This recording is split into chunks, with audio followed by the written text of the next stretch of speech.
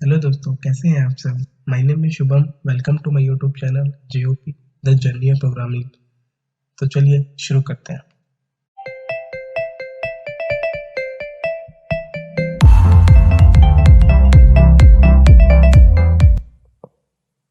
Hello दोस्तों, आज हम एक और बहुत इंटरेस्टिंग प्रोजेक्ट देखने वाले हैं। आज का जो टॉपिक है वो है कोविड-19 का एनालिसिस। मैंने क्या किया है कि जस्ट डेटा कलेक्ट किया है फ्रॉम डिफरेंट डिफरेंट वेबसाइट, और उसके बेसिस पे डेटा सेट तैयार करके मैं यहाँ पे आपको डिस्प्ले करूँगा। ठीक है। यूआई कुछ आउटपुट कुछ इस तरह से आएगा कि फर्स्ट ऑफ ऑल यहाँ पे आप कुछ ये स्क्रीन दिखेगी। ठीक है। तो यहाँ पे आप जो भी स्टेट सर्च करोगे इंडिया की, ठीक है, ये मैंने सिर्फ इंडिया लेवल पे बनाया है। तो जो भी आप स्टेट यहाँ पे सर्च करोगे उसका आपको एक तो मैप शो हो जाएगा, और साइड साथ में डेटा भी शो हो जाएगा और ग्राफ वगैरह भी शो होगा।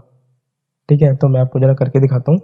फॉर एग्जाम्पल मैं लिखता हूँ जैसे गुजरात। ठीक है। और जैसे ही मैं इसे सर्च करूँगा तो हमारा कोड रन होगा।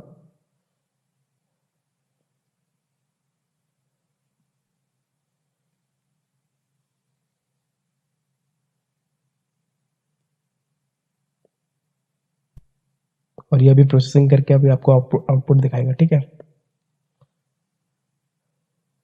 जस्ट थोड़ा सा टाइम लगेगा इसमें। तो ये देखो आप, तो मैंने गुजरात सर्च किया था, तो लेफ्ट हैंड वाले पोर्शन पे मेरे को एक तो गुजरात का मैप शो कर दिया, और राइट वाले पोर्शन पे एक मेरे को टेबल शो हो रही है ऊपर की साइड, जिसमें confirm cases, recovered cases, death और एक्टिव केसेस। ठीक है। और ये नीचे ग्राफ है। ठीक है। जिसमें जो ब्लू लाइन है वो कंफर्म केस की दिखा रही है। ठीक है। तो उसके बाद रिकवर्ड केसेस। तो इस तरह से मैंने ग्राफ्स बनाया है। लेफ्ट एंड वाई एक्सिस पे अगर आप देखो तो ये नंबर ऑफ केसेस है, और अगर एक्स एक्सिस पे देखो तो एक तरीके से डेट्स है। ये लेफ्ट ये वाली मार्च से शुरू हो रही है। ठीक है। 16 मार्च, 23 मार्च, 30 मार्च, फिर ये अप्रैल, और ये इसके बाद मई। तो आप देख सकते हैं ये ग्राफ यहाँ पे है ना। ये मेरा आउटपुट किस इस तरह से है। तो ये जो मैं अभी अभी मैंने डेटा सेट लिया है ये 8 मई तक का लिया है। ठीक है। और मैं इस वीडियो को 9 मई को रिकॉर्डिंग कर रहा हूँ, तो मे बी आपको डेटा में थोड़ा वेरिएशन वगैरह दिखे, क्योंकि 8 मई तक का डेटा है। तो यहाँ पे क्या किया है मैंने, ओवरऑल वर्किंग यही है बस कि जो भी स्टेट सर्च करेंगे उसके बाद फिर यहाँ पे मैप दिखाई देगा। उसके बाद फिर यहाँ राइट साइड पे आपको टेबल और ऐसे ग्राफ फॉर्म में रिप्रेजेंट होगा। ठीक है। सो हम इसकी वर्किंग देख लेते हैं। तो इससे पहले मैं आपको दिखाना चाहूँगा कि मैंने डेटा सेट क्या क्या लिया है। ठीक है। डेटा सेट जो मैं यूज़ कर रहा हूँ इसमें दो चीज़ों का यूज़ कर रहा हूँ। दो डेटा सेट, दो फाइल CSV फाइल्स का यूज़ कर रहा हूँ। ठीक है। तो एक जो मेरी CSV फाइल है वो है ये आपकी, जिसमें कॉलम्स है स्टेट और स्टेट कोड। ठीक है। जिसके अंदर स्टेट के नेम्स हैं और वो स्टेट कोड्स हैं। ठीक है। सेकंड जो मेरे पास लिस्ट है, और सॉरी, सेकंड जो मेरे पास डेटा सेट है वो ये वाला है। सेकंड डेटा सेट ये है कि ये 14 मार्च से है मेरे पास डेटा। ठीक है। 14 मार्च को कंफर्म केसेस टोटल कितने थे, और ये TT से टोटल। ठीक है। AN से जो भी कोड है अब ये, ठीक है, ये स्टेट के कोड से ऊपर। तो ये इतने इतने केसेस कंफर्म मिले थे on 14 March. Similarly on 14 March total 9 लोग रिकवर हुए। इतने इतने इतने इतने लोग एक तरीके से रिकवर हुए डिफरेंट डिफरेंट स्टेट में। सिमिलरली जो थर्ड रो है वो है डेथ का। तो ये 14 मार्च से मेरे पास ऐसे डेटा है टिल 8 मई तक का। अगर आप देखो टिल मेरे पास डेटा है 8 मई तक का। ठीक है। तो इन्हीं दोनों डेटा को यूज करके मैंने प्रोजेक्ट बनाया है। तो इसमें हम टेक्नोलॉजी कौन कौन सी यूज कर रहे हैं। सबसे पहले जो टेक्नोलॉजी यूज कर रहे हैं हम उसमें यूज कर रहे हैं पाइथन, वो तो आपको खैर पता ही है। सेकंड जो यूज कर रहे हैं हम जेंगो। जेंगो जस्ट यूआई पे डिस्प्ले करने के लिए, ताकि थोड़ा अच्छा सा रिप्रेजेंट हो। नहीं तो आप सिंपली जुपिटर नोटबुक या फिर कंसोल पे भी बनाओगे तो भी प्रॉपरली रन होगा, वहाँ पे भी आपको आउटपुट दिखाई दे सकता है। ठीक है। तीसरा हमने यूज किया है सेलेनियम का। सेलेनियम का किस लिए यूज किया है, वेब स्क्रैपिंग के लिए। ठीक है। इससे पहले मैं एक प्रोजेक्ट में और सेलेनियम का यूज बता चुका हूँ आपको। तो मैं क्या कर रहा हूँ, अब देखो डेटा सेट तो मेरे पास है। इस डेटा सेट के बेसिस पे मैंने ग्राफ भी ड्रॉ कर दिया, बट प्रॉब्लम ये आती है कि ये मैप कहाँ से आए। ठीक है। तो इस मैप को मैंने किसी वेबसाइट से क्या किया है, एक तरीके से वेब स्क्रैप किया है। तो यहाँ पे मैं वेब स्क्रैप से ये मैं मैप ला रहा हूँ। डेटा सेट मैंने पहले ही कलेक्ट कर लेकर रख लिया था, उसको मैंने फिर यहाँ पे ग्राफ बनाने में यूज़ करा है। ठीक है दोस्तों, तो मैं आपको ये भी, चलो मैं आपको पहले कोड दिखाता हूँ। सो ये 15 प्रोजेक्ट है मेरा। ठीक है, तो ये प्रोजेक्ट का स्ट्रक्चर है। ठीक है, तो सेलेनियम के लिए क्रोम ड्राइवर की हमें नीड होती है, तो उसको हम इसी डायरेक्टरी में प्लेस करेंगे। जो हमारा प्रोजेक्ट की डायरेक्टरी है ना, तो उसी डायरेक्टरी में हमने यहाँ पे ये इसको प्लेस किया है। ठीक है, उसके बाद यहाँ पे ऐप का नाम मेरा कोविड-19 है। इसके बाद टेम्पलेट फाइल के अंदर मैंने home dot H T M L बनाई है। ठीक है, सो मैं आपको बेसिकली सबसे पहले यूआरएल मैपिंग दिखाता हूँ। सो यूआरएल मैपिंग किस तरह से है, दो यूआरएल मैपिंग है, फर्स्ट ग्रीटिंग, सेकंड है सर्च। ठीक है, दो मेथड कॉल होंगे। खाली होम लिखने पे हमारा ग्रीटिंग मेथड कॉल हो रहा है, होम स्लैश सर्च लिखने पे हमारा सर्च मेथड कॉल हो रहा है। अगर हम व्यूज डॉट पी में जाए, सबसे पहले जब हमारा होम पेज चलता है तो इनिशियली कुछ नहीं होता, उस पर सिर्फ सर्च बटन होता है, अगर आपने देखा हो।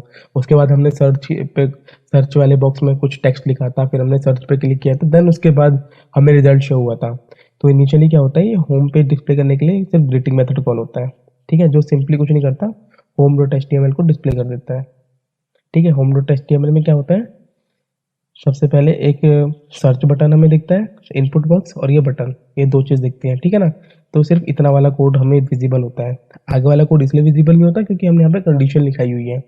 ठीक है, कि हमें जब अदर डेटा मिलेगा तभी हम आगे वाला कोड दिखाना चाहते हैं, वरना नहीं दिखाना चाहते हैं। तो जब इनिशियली जब हम होम पेज पे हिट कर रहे हैं, तो हमारे पास कोई डेटा नहीं है उस टाइम पे, तो इसी वजह से सिर्फ ऊपर वाला कोड शो हो रहा है। ठीक है, आपको जैसे हमने सर्च बटन पे क्लिक किया तो होम स्लैश सर्च वाला एक्शन यूआरएल हिट होगा, क्योंकि देखो एक्शन मेथड फॉर्म के जो एक्शन एट्रीब्यूट में जो भी यूआरएल होता है वही हिट होता है। ठीक है, तो होम स्लैश सर्च अगर हम मैपिंग देखें तो ये view dot search method call हो रहा है। ठीक है, सर्च मेथड यहाँ पे देखेंगे हम, तो सर्च मेथड को हमने यहाँ पे देखा, तो इसने क्या किया है, जो भी सर्च बॉक्स के अंदर वो लिख रहा है टेक्स्ट, उसको कैपिटलाइज करके, मतलब उसका फर्स्ट लेटर कैपिटलाइज करके उसको हमने यहाँ पे ले लिया। ठीक है, उसके बाद फिर हमने क्या किया, उस स्टेट कोड वाली सीएसवी को रीड किया, और हम इसमें से उस स्टेट का स्टेट कोड फाइंड कर रहे हैं। ठीक है, यहाँ पे यही सब किया है, फिर हम इस यूआरएल को हिट कर रहे हैं। हमने एक यूआरएल बनाया। ठीक है, ये स्टार्टिंग वाला कॉमन है, बाद वाला स्टेट कोड के बेसिस पे है। ठीक है, तो मैं आपको दिखाता हूँ मैंने किस वेबसाइट से एक्चुअली ये मैं मैप उठा रहा हूँ। ठीक है, अगर अगर आप देखो,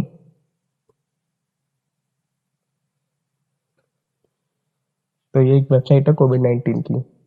ठीक है, तो ये वेबसाइट किस तरह से काम करती है, अगर मैं सिंपली यहाँ पे क्या करता हूँ, किसी भी, अगर फॉर एग्जांपल मैं यहाँ पे लिखता हूँ, ठीक है, जैसे मैं यहाँ पे गुजरात सर्च करता हूँ और इस पेज पे विजिट करता हूँ, तो आप देखोगे यूआरएल किस तरह से चेंज हुआ है। ये यूआरएल आपको, आप देख सकते हो कि यूआरएल किस तरह से चेंज हुआ है ना, covid19.org/state/gj।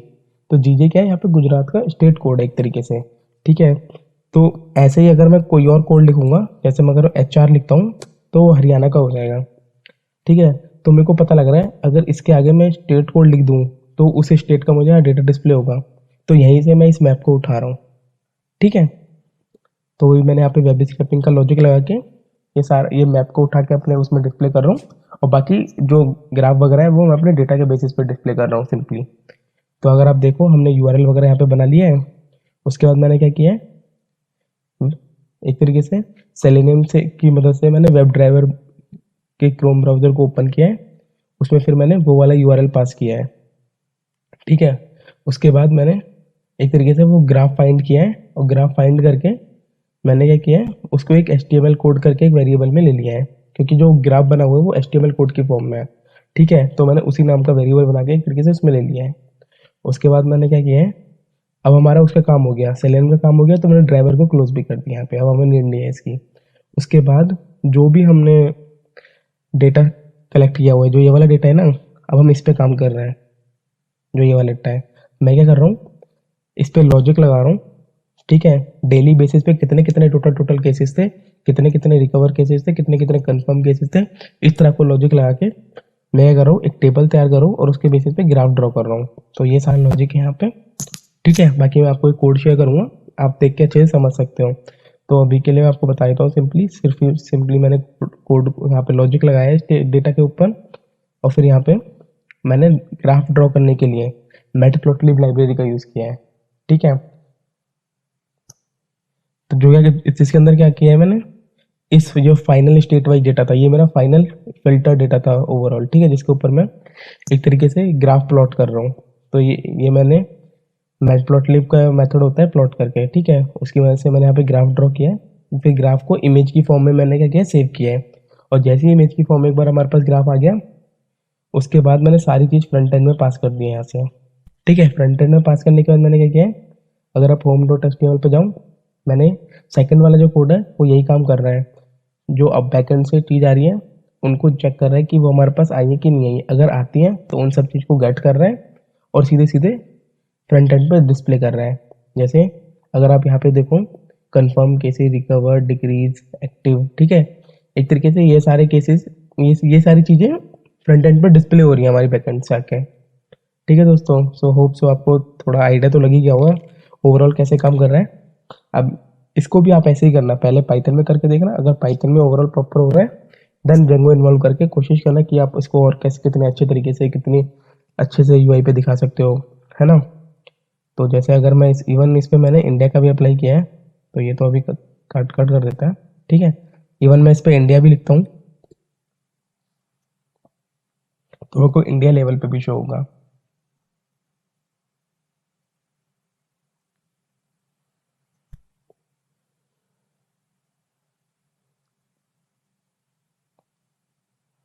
तो अभी थोड़ी प्रोसेसिंग हो रही है, अभी आपको रिजल्ट डिस्प्ले हो जाएगा, ठीक है। तो देखो यहाँ पे इंडिया का मैप डिस्प्ले हो गया और ये आपका एक ग्राफ आ गया, ठीक है। ऐसे different different state, for example हमें केरला का देखना है,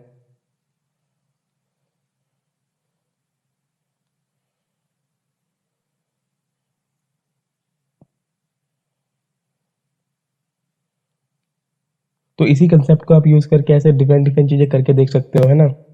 तो इससे बेसिकली होगा क्या, इससे आपकी एक तरीके से प्रोग्रामिंग और स्ट्रॉन्ग होगी, आपके लॉजिक्स बिल्ड होंगे। तो आप देख सकते हो केरला का ग्राफ आ गया, फिर राइट हैंड साइड पे केरला ग्राफ आ गया, लेफ्ट हैंड साइड पे मैप आ गया, है ना।